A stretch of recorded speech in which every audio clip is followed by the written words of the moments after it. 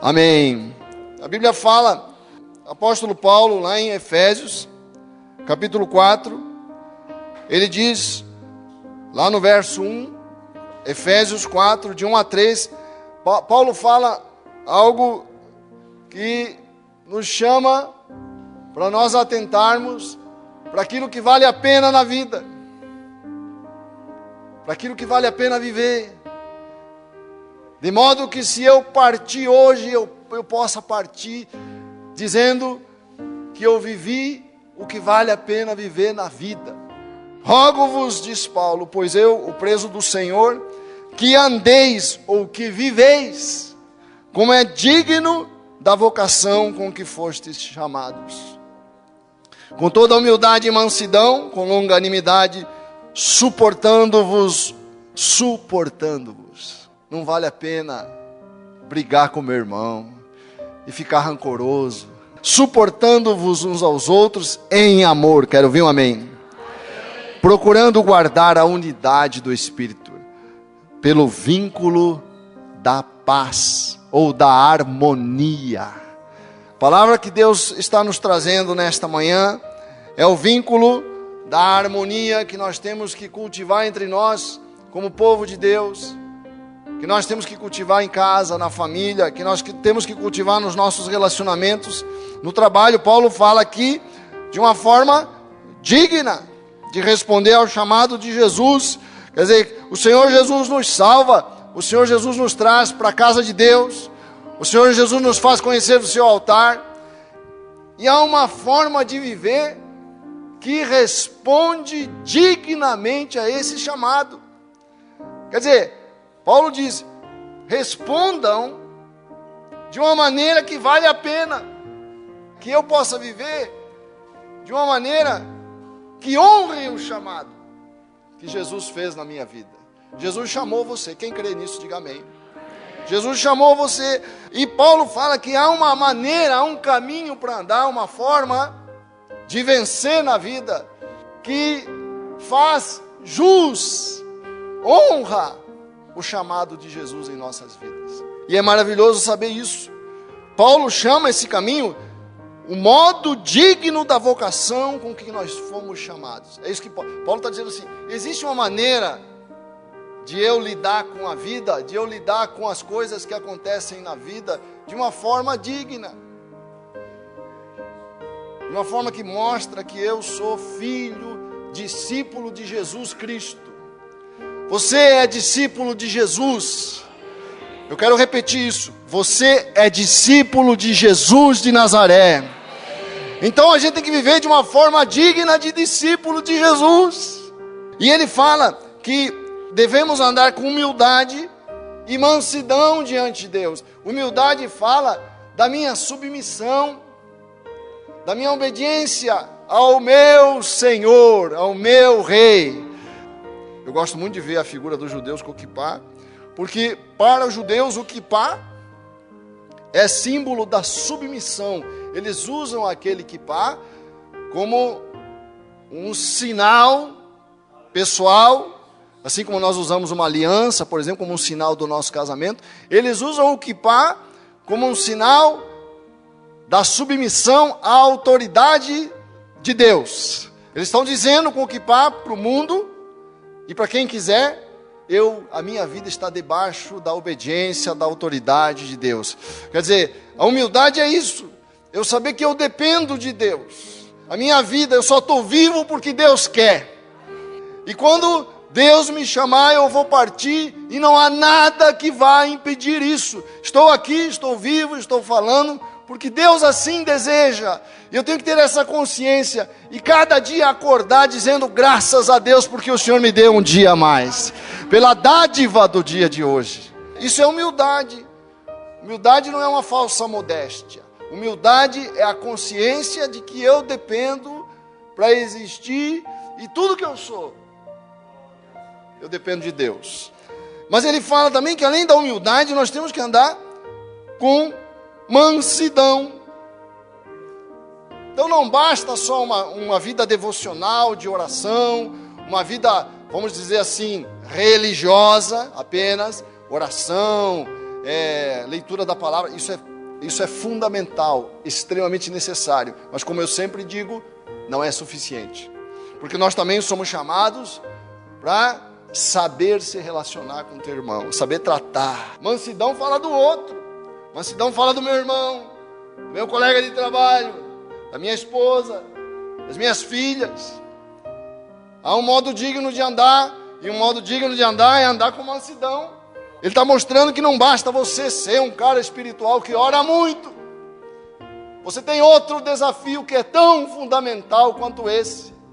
É você saber se relacionar com o teu irmão, saber tratar. Porque eu tenho que pensar hoje, eu quero que nós pensemos como igreja, que nós possamos desenvolver isso.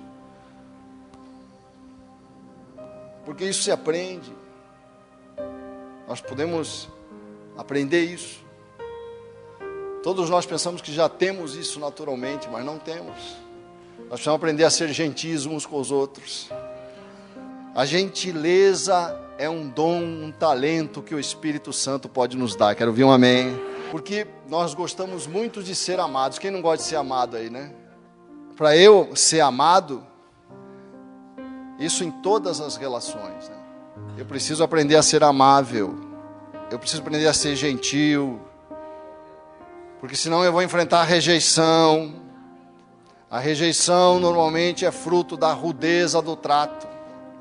É muito difícil uma pessoa hábil, amável, ser rejeitada. Você pode até discordar dela, mas até no discordar, ela é amável. Aliás, essa é uma arte que você precisa desenvolver.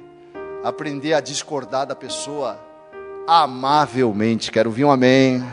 E muitas vezes nós enfrentamos rejeição e isso traz uma crise. Eu lembro na adolescência, quando eu percebi uma certa rejeição em alguns relacionamentos, aquilo foi chocante para mim, porque a gente acha que todo mundo tem que aceitar a gente do jeito que a gente é, com as nossas brincadeiras muitas vezes inadequadas, né, com a nossa maneira às vezes inapropriada de abordar alguns assuntos, e nós achamos que as pessoas têm que nos aceitar assim, eu sou assim, uai. E aí a gente enfrenta a reação das pessoas que nos rejeitam por conta da nossa forma rude de tratar, e a gente entra em crise, acha que o outro é mau, é cruel, é perverso, porque está me rejeitando. Mas eu me esqueço que para ser amado eu preciso ser amável. Vale a pena viver assim, vale a pena investir nisso, porque a rudeza, a forma ríspida de tratar o outro, é uma profunda falta de inteligência emocional nos relacionamentos. Há uma sabedoria que Deus requer de nós, não é uma escolha. E a vida vai nos punir se nós formos desagradáveis, emocionalmente insensatos na forma de tratar o outro. Mas às vezes não. Há pessoas que são rudes e estão ali felizes na sua rudeza. Isso é pior, é bom que a vida te puna, porque isso você vai mudar.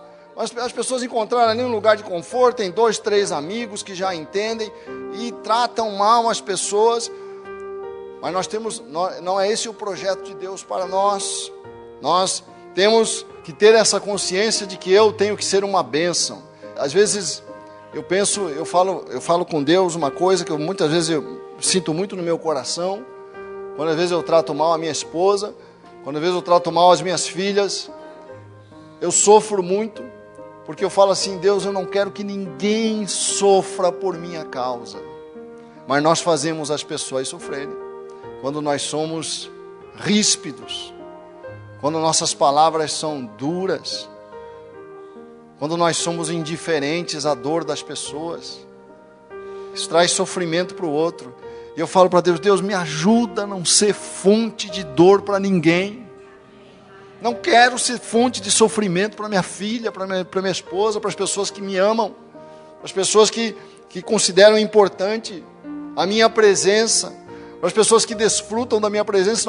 Não quero que as pessoas que gostam da minha presença sejam feridas por minha presença.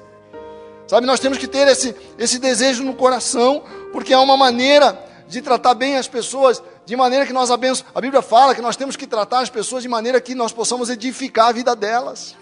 Porque o Espírito de Deus é gentil, é manso e humilde, diz a palavra. Esse é o Espírito Santo de Deus.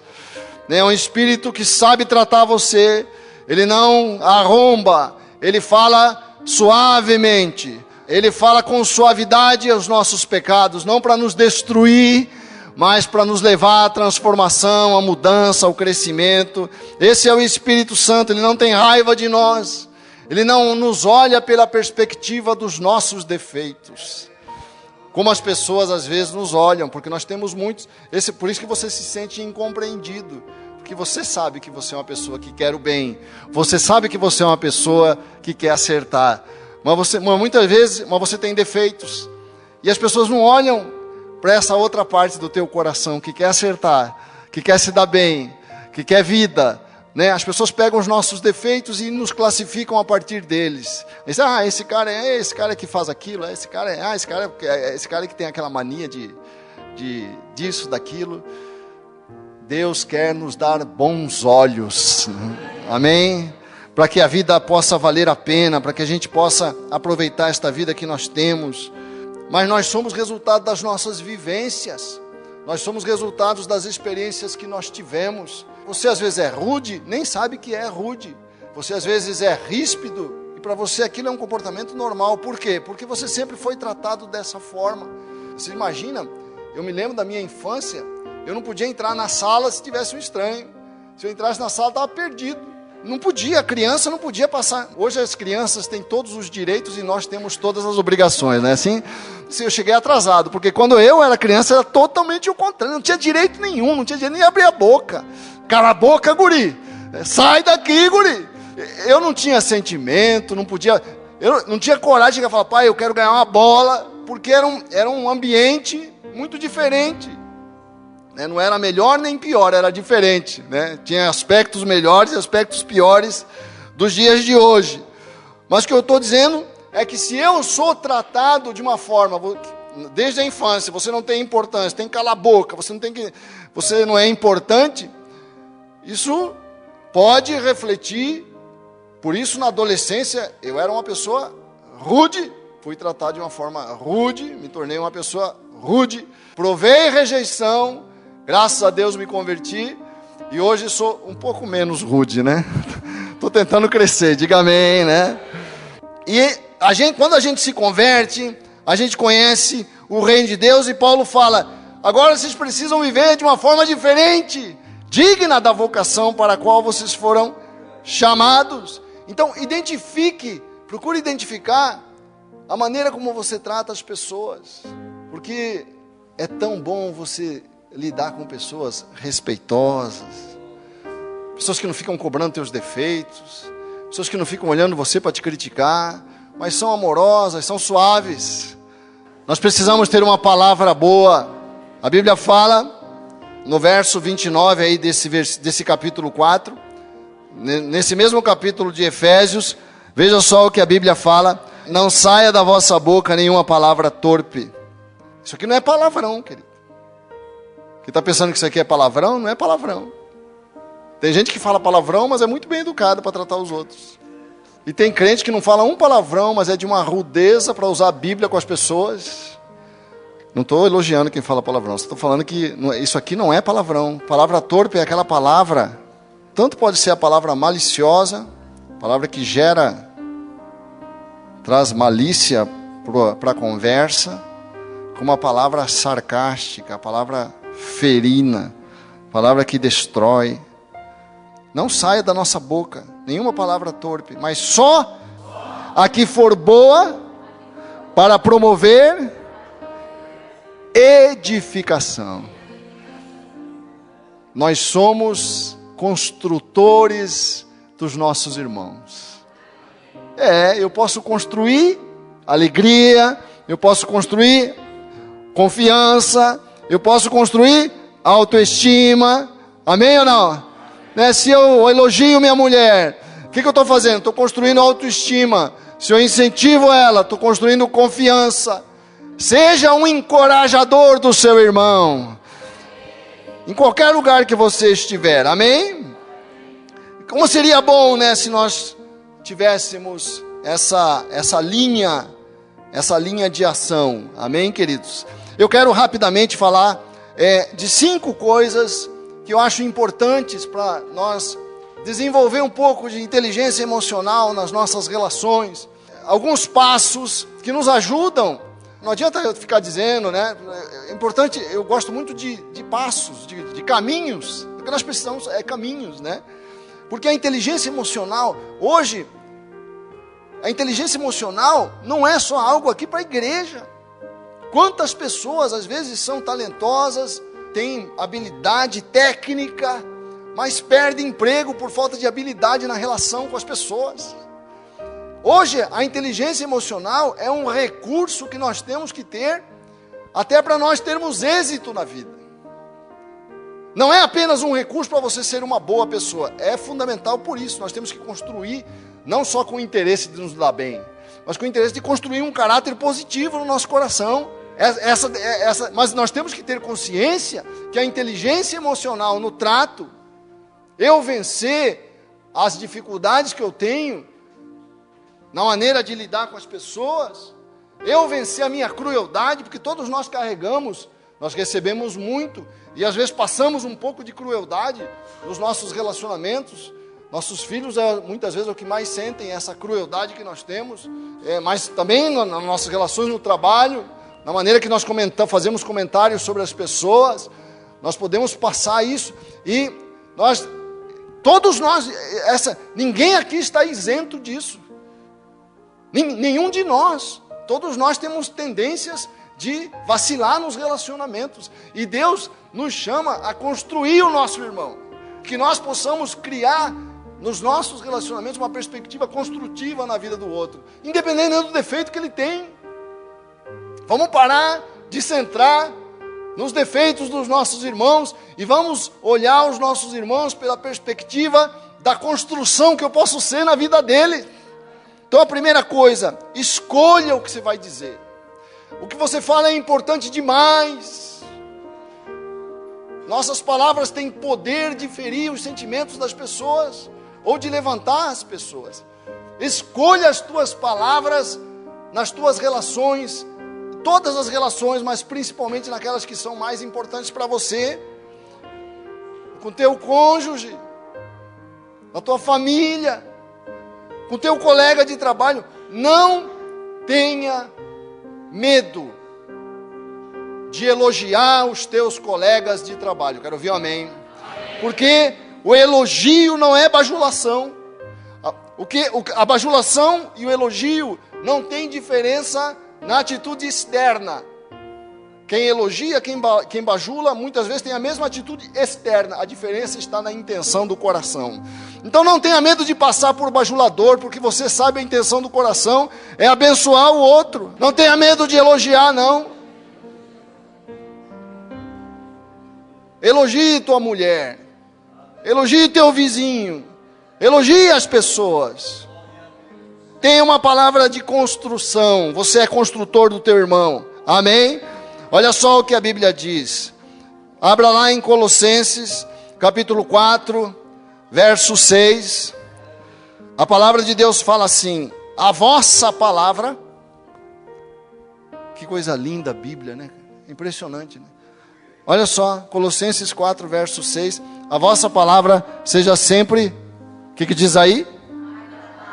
Olha assim, a vossa palavra seja sempre agradável, temperada com sal. Uma palavra que produz uma boa digestão na alma do teu irmão. Ela é temperada com sal, para que saibais como convém responder a cada um. É difícil, porque eu acho que se eu falar de forma muito agradável com meu irmão, vai parecer que eu estou adulando ele, vai parecer que eu estou bajulando. Não interessa o que vai parecer, você está obedecendo a Deus. Invista no que Deus fala, sabe? Não traga para a realidade do reino de Deus a cultura do mundo que encheu a nossa alma por anos e anos. Vamos fazer uma diferença entre a cultura do mundo e a cultura do reino de Deus. Então, primeira coisa, uma palavra agradável temperada com sal, né? Uma escolha consciente do que eu vou falar. Número 2, seja agradecido pelas pequenas coisas que lhe são feitas. Sabe, fale sempre para o teu irmão que você está devendo pequena coisa que ele faz para você. Pequena coisa, grandes coisas, não importa, seja sempre agradecido. Mostra para o seu irmão que você sabe que ele não é obrigado a te abençoar. Uma carona que seja, algo que uma pessoa faz para você, sai daqui, né, você fala, dá para você me deixar ali na esquina, não importa o que for. Ninguém tem obrigação de nos dar carona. Então, queridos, as pessoas não têm nenhuma obrigação de nos abençoar. Seja agradecido por uma agulha que te passam. Seja grato pela sua família, seja grato pela sua igreja, seja grato pelo seu trabalho e expresse isso de vez em quando para as pessoas. Isso vai criando uma postura de olhar para as pessoas com gentileza. Número 3, Jussara fala muito isso aqui para mim, que é um princípio importante, e é muito importante nas relações familiares. É o princípio 5 por 1, fala 5 por 1. Esse é um princípio fundamental. Se você vai fazer uma crítica a alguém, elogie 5 vezes primeiro. Pais, quando forem corrigir seus filhos, façam 5 elogios antes. Isso mostra que eu não sou só aquele defeito. Eu tenho aquele defeito, mas tenho pelo menos 5 coisas positivas. E a gente adora chegar em casa e reclamar. Diz que não está certo, diz que não está... Né? Mas primeiro faz 5 elogios para tua mulher. Quero ouvir um amém. 5 elogios para o teu esposo. Amém? 5 elogios para o teu filho. Que teu filho é uma bênção. A tua filha é uma bênção. Não é só o problema. Ele é uma bênção. E pense e faça elogios sinceros e honestos, porque não é possível que você não descubra 5 bênçãos na vida do teu próximo para abençoar ele, amém? Oh, coisa boa, por isso que Jesus fala, se os teus olhos forem, a candeia do corpo são os olhos, Mateus 6:22, de sorte que se os teus olhos forem bons, todo o teu corpo terá luz. Se porém os teus olhos forem maus, olhos maus são aqueles que só veem os defeitos das pessoas. Não vem que aquela pessoa que tem defeito e que vacilou comigo, também sofre, também tem sonhos, também quer acertar, mas pisou na bola comigo. Eu só vejo que ela pisou na bola comigo. É impressionante a nossa natureza, né? Eu esqueço que aquela pessoa sofre, que aquela pessoa também tem sonhos, teve uma educação complicada, teve uma história, teve um passado. Não, mas pisou na bola comigo, acabou, não quero saber. Leve esse princípio para a tua casa, amém? Aplique isso no teu colega de trabalho, no teu chefe. Tem gente que não consegue ver de jeito nenhum 5 coisas positivas no seu chefe, né? Veja o defeito das pessoas à luz das qualidades que elas têm. Número 4, tire o sarcasmo das tuas palavras. Tire o sarcasmo, a ironia ferina dos teus comentários, porque o sarcasmo é uma arma das trevas, que existe exclusivamente para ferir o outro e para expressar a minha raiva de uma forma disfarçada. O sarcasmo é raiva disfarçada. Não seja sarcástico com ninguém, seja direto, sabe? Seja claro, seja objetivo, porque essa forma indireta de ferir, ela é malvada, né? Não constrói nada, apenas humilha o seu próximo, sabe? Eu sei que às vezes dá vontade de humilhar a pessoa que a gente está com raiva, mas vença esse sentimento, para a glória de Deus. Seja direto, franco em amor. Também não seja direto para ferir. A Bíblia fala, eu gosto muito do texto que lá em Efésios, capítulo 4, verso 15, a Bíblia fala assim: antes seguindo a verdade, em amor. Não a verdade para expressar a minha crueldade, mas a verdade para abençoar o outro. Antes, seguindo a verdade em amor, cresçamos em tudo naquele que é a cabeça, Cristo. O último passo é: aprenda a perdoar e a pedir perdão. Aprenda a perdoar e a pedir perdão. Eu queria abrir lá em Mateus capítulo 18. Nós estávamos meditando, sobre a vida do nosso irmão amado que partiu, e que um momento como esse nos leva a querer ter uma vida que vale a pena viver. E uma vida que vale a pena viver é uma vida em que eu aprendi a me relacionar com as pessoas. Agora, por mais hábeis que nós sejamos na nossa forma de relacionar uns com os outros, que tem pessoas que têm uma habilidade natural, impressionante, como tem pessoas que são amáveis por natureza, mas são raras essas pessoas, infelizmente, deveriam ser mais, a natureza devia ser mais pródiga.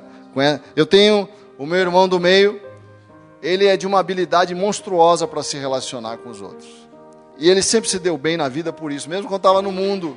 Isso é muito bom, mas nós que não tivemos a graça de nascer com essa habilidade, nós temos que aprender a desenvolver isso, aprender a ser gentil, a olhar com todo mundo sem indiferença, com respeito, para todas as pessoas. É interessante, nós lidamos com pessoas, às vezes, mais humildes, menos humildes. E eu lá no meu trabalho, por exemplo, há colegas, pessoas que às vezes nem percebem mesmo, não fazem por mal, eu tenho certeza que não. Mas está tão distraído que quando passa às vezes por um zelador, por uma pessoa que faz um serviço mais humilde, nem olha. Vou dizer uma coisa para você. O zelador sente a indiferença. Dói no coração dele. Porque a indiferença dói. Eu acredito que nós temos que desenvolver isso. Não é algo tão fácil, mas desenvolver uma forma diferente de olhar para o meu próximo. Como diz a Bíblia, do menor ao maior. Não devo nem desprezar o grande, nem o pequeno. Aos olhos dos homens, grande, pequeno, aos nossos olhos, aos olhos humanos.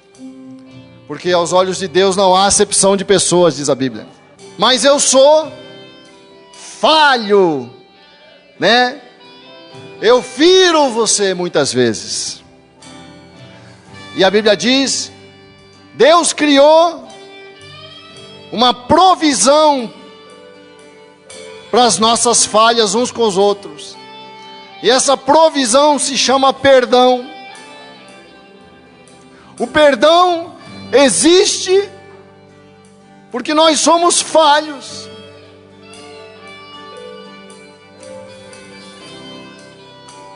A Bíblia fala em Mateus 18, Jesus está ensinando os discípulos como eles deviam tratar um irmão culpado de alguma falta.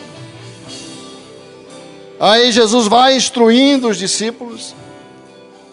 Aí no fim, Pedro levanta o dedo e fala assim: Senhor, verso 21, até quantas vezes meu irmão pecará contra mim, que eu lhe perdoe?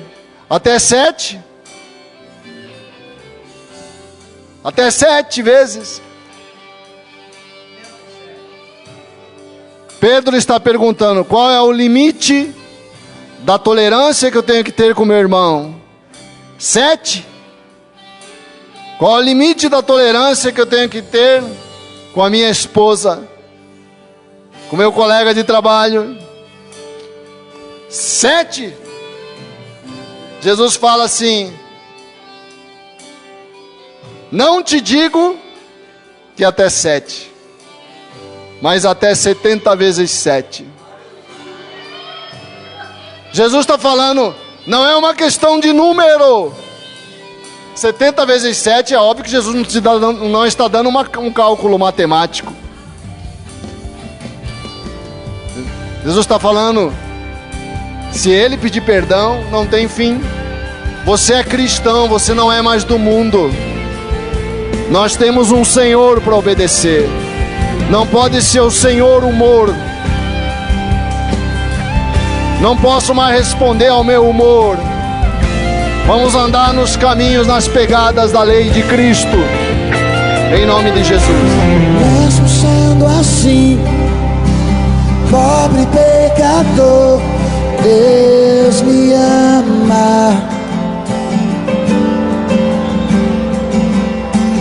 Mesmo sendo falho, mesmo sem merecer, Deus me ama.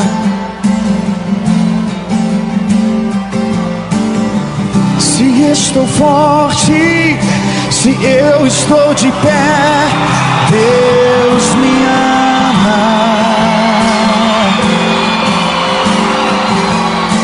Se estou fraco, se eu estou caído, Ele não deixa de me amar. Ei! Sem o seu amor, sem o seu perdão, o que seria de mim? Deus me amou tanto, Deus me amou tanto, que entregou seu filho pra morrer em meu lugar. Deus